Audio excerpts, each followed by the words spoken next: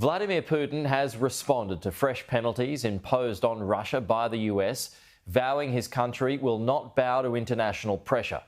The Trump administration sanctioned the country's two biggest oil companies, claiming the Kremlin is not seriously acting in the peace process on the Ukraine war.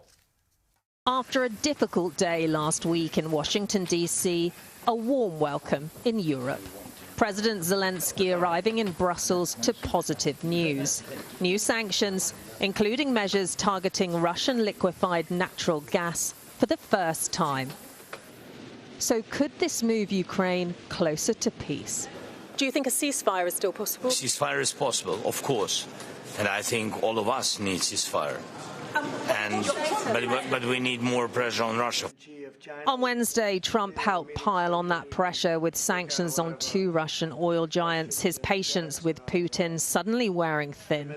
This should be easier to do, but the level of hatred between Zelensky and Putin is very substantial. This is the first time since his re-election President Trump's imposed direct costs on Russia. We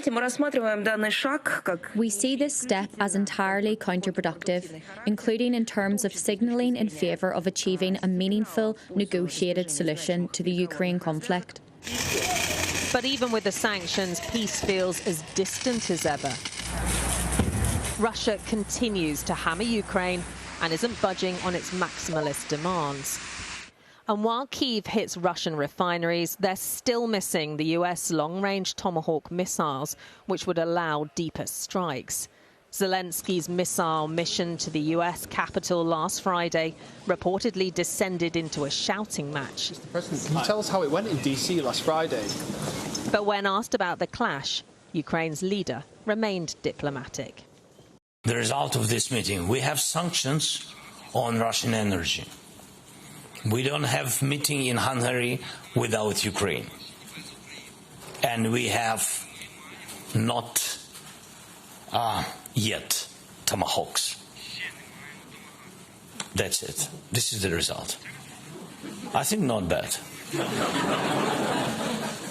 In contrast to the volatility across the Atlantic, Europe is something of a safe haven, consistent, reliable. But despite that, the spectre of President Trump is ever present. And that's not the only headache for Zelensky.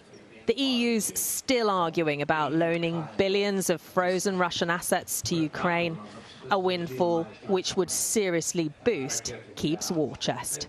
Siobhan Robbins, Sky News, Brussels.